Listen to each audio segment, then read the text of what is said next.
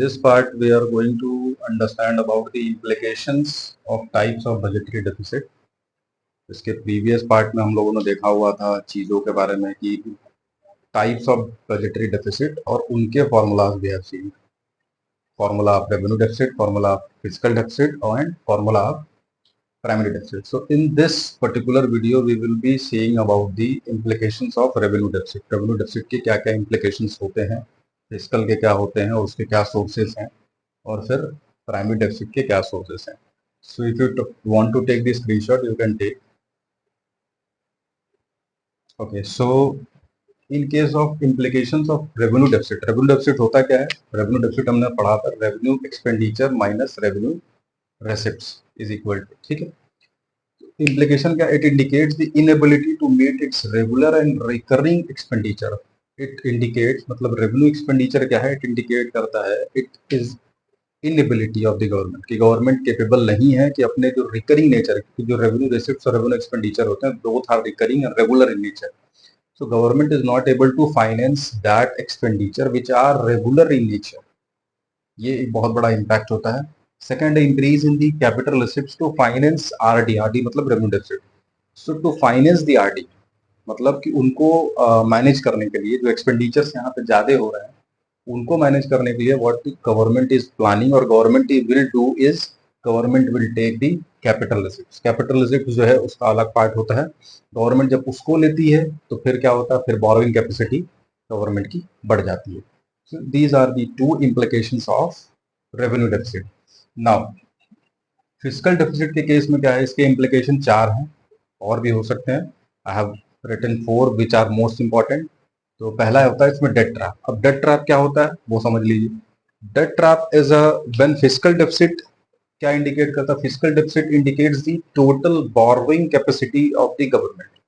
सो debt trap का मतलब क्या होगा? जब भी फिजिकल डेफिसिट होता है तो गवर्नमेंट जनरली क्या करती है? वो बोरोइंग पे ज्यादा प्रेफर करती है. और फिजिकल डेफिसिट अकेले नहीं होता. फिजिकल डेफिसिट होता है तो उसके एलिमेंट में borrowing plus interest, both elements are there. तो दोनों का element when both elements government will take, तो उसके वजह से क्या होता है कि गवर्नमेंट एक डेट ट्रैप में फंस जाता है. यानी एक तरफ you have to pay the borrowing amount also और एक तरफ you have to pay the interest amount also. तो एक डेट ट्रैप में गवर्नमेंट आता है. बेसिकली क्या होता है कि it creates a vicious circle of fiscal deficit and revenue deficit where the government takes more loans to pay the previous loans. ऐसा हो जाता है कि वो फिर लोन लेती है कि पुराना वाला लोन हम चुकता कर पाए. इस वजह से ये डेट ट्रैप में फंसते चली जाती है. दूसरा, inflation. In case of fiscal deficit government क्या करता है? Borrow money from the either from the international organisations और either it can take from the RBI. RBI से लोन लेना थोड़ा दिक्कत होता है क्योंकि आरबीआई डेफिसिट फाइनेंसिंग की तरफ रुख करती है. डेफिसिट फाइनेंसिंग क्या होता है ये आपको मैं बता दे रहा हूँ. When to meet the capacity, borrowing capacity, RBI क्या करता है? कभी कभी RBI starts printing the new currency. RBI नई करेंसी को प्रिंट करने लगता है. न्यू करेंसी को प्रिंट करने को ही एक तरीके से डेफिसिट फाइनेंसिंग छोटे हिसाब में कहा जाता है. एज ऑन लेमन भाषा में समझना चाहे तो मोर करेंसीज को प्रिंट करना एक तरीके से डेफिसिट फाइनेंसिंग हो सकता है. तो होता क्या है? जब नोट ज़्यादा प्रिंट हो जाएगा, सर्कुलेशन में ज़्यादा आ जाएगा, तो एक इन्फ्लेशनरी प्रेशर भी आ जाता है. उसके बाद होता है foreign dependence. When you are to, अगर मान लीजिए गवर्नमेंट आरबीआई के पास नहीं जाती है, वो चली जाती है इंटरनेशनल मॉनेटरी फंड्स की तरफ कि वहां से हम लोन वगैरह ले लें, तो उस केस में अगर लोन वहां से वो लेती है, then what will happen? Foreign dependence ज्यादा हो जाएगा और उनका इंटरफेरेंस भी बढ़ जाता है. वो फिर दखल अंदाजी करने लगते हैं. जैसे फर्स्ट टाइम आपको याद होगा 1991 जब न्यू इकोनॉमिक पॉलिसी आपकी बनी थी ड्यूरिंग 1991, उस केस में क्या हुआ था? वहां पे वो जब हम वहां से फाइनेंशियल असिस्टेंस के लिए हमारी गवर्नमेंट गई थी, तो उन्होंने हमको सजेस्ट कर दिया कि भाई लोन तो मैं तभी दूंगा जब आप अपने यहाँ न्यू इकोनॉमिक पॉलिसी लागू करोगे, जिसका शॉर्ट फॉर्म में अदरवाइज आप एलपीजी के नाम से जानते हैं, liberalisation, privatisation and globalisation policy, जो 1991 में आई थी. तभी इकोनॉमी को थोड़ा बूस्टअप मिला था. तो उन्होंने अपनी शर्त रख दी. वही चीज होता है, वो रखेंगे तो अपने कुछ ना कुछ उनके अपने हिसाब किताब रहते हैं. फिर hampers the future growth. Future growth कैसे हैम्पर होगा? Borrowing, because borrowing increases the financial burden for future generations. जो भी फ्यूचर जनरेशन उन पे बोरिंग बर्डन बढ़ जाएगा और hence it adversely affect the future growth of the economy. तो ये तो उसके इम्प्लीकेशंस हो गए। Now we will see the sources of financing. उसके बेसिक दो ही सोर्सेस होते हैं। पहला तो फिजिकल डेफिसिट हो गया तो बोरिंग ले लीजिए भैया, it is very simple. Government boring ले लेती है, बोरिंग लेके फिजिकल डेफिसिट को मैनेज करने की कोशिश करती है।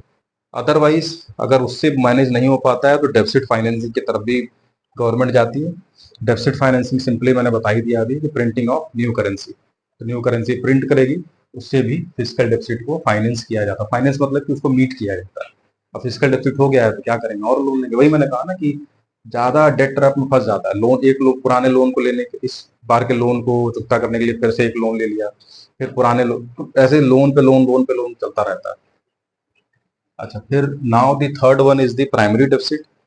प्राइमरी डेफिसिट बेसिकली आपको फॉर्मूला तो मालूम ही होगा। प्राइमरी डेफिसिट का फॉर्मूला होता है आपका फिजिकल डेफिसिट माइनस इंटरेस्ट। तो अगर प्राइमरी डेफिसिट किसी इकोनॉमी में है, इसका मतलब कि सिंपल बात यही है कि इकोनॉमी अपना जो है फिजिकल डेफिसिट जो है वो बहुत ज़्यादा है। उसको इंटरेस्ट भी जो है, क्योंकि इंटरेस्ट क्या होता है, वो रेवेन्यू एक्सपेंडिचर का पार्ट होता है, आपको मालूम होगा। रेवेन्यू एक्सपेंडिचर और कैपिटल एक्सपेंडिचर हमने पढ़ा था, मिला के टोटल एक्सपेंडिचर होता है। तो रेवेन्यू एक्सपेंडिचर का पार्ट होता है इंटरेस्ट पेमेंट। ठीक है, तो इंटरेस्ट पेमेंट नहीं कर पाती है government, in that case primary deficit आपका होता है। अब इसके इम्प्लीकेशन मैंने एक लिख भी दिया यहाँ पे कि लो और जीरो फिजिकल डेफिसिट, पीडी मतलब फिजिकल प्राइमरी डेफिसिट है।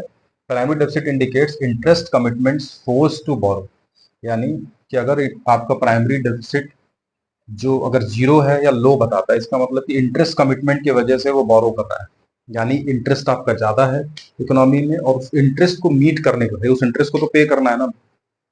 आप लोन लेते हैं, लोन आप दें या ना दें, थोड़ा लेट में दें चलेगा, पर इंटरेस्ट तो आपको टाइमली पीरियड में देना था। आपने 4 साल का लोन लिया तो लोन तो 4 साल बाद ही नहीं है, लेकिन उस पर जो इंटरेस्ट है वो तो हर साल देना होगा। तो ये एक रेगुलर बर्डन होता है किसी भी गवर्नमेंट या किसी भी उस पर इकोनॉमी पे। तो उस पर क्या होता है, उसके लिए हम क्या करते हैं, फिर बोरो कर लेते हैं। इंटरेस्ट नहीं दे पा रहे हैं इसलिए प्राइमरी डेफिसिट है। ठीक है, इसका फॉर्मूला ही बोलता है ना प्राइमरी डेफिसिट का कि एफडी माइनस इंटरेस्ट। इंटरेस्ट ही नहीं दे पा रहे हैं हम, तो फिर लोन लेते हैं उस इंटरेस्ट को पे करने के लिए। फिर लोन ले लिए तो फिर हमारा फिजिकल डेफिसिट बढ़ने लगेगा।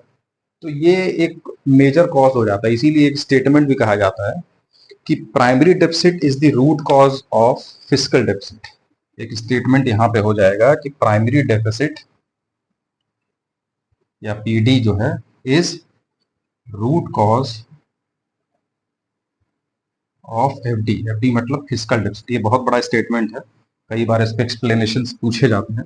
तो प्राइमरी डेफिसिट क्या होता है, एक रूट कॉज होता है फिजिकल डेफिसिट का। क्यों प्राइमरी डेफिसिट बढ़ेगा, मतलब इंटरेस्ट पेमेंट हम नहीं कर पा रहे इसलिए प्राइमरी डेफिसिट ज्यादा दिख रहा है। अच्छा, प्राइमरी डेफिसिट जब इंक्रीज करेगा तो हम क्या करेंगे, फिर government will move towards the borrowing. उस इंटरेस्ट को पे करने के लिए बोरोइंग करेगी, बोरोइंग करेगी तो फिर वापस से फिजिकल डेफिसिट ऑटोमेटिक बढ़ जाएगा, क्योंकि फिजिकल डेफिसिट जो होता है वो इज इक्वल टू बोरोइंग होता है। It denotes borrowing capacity of the government. So end में ये ऑल टुगेदर यही। So government will try and government tries to handle this type of deficits. तो ये इसके इम्प्लीकेशंस हो गए, सोर्सेस हो गए। आई होप कि आपको बेटर समझ में आ गया होगा। आ गया होगा तो फिर हम लोग नेक्स्ट पार्ट न्यूमेरिकल इसका अगले पार्ट में देखेंगे।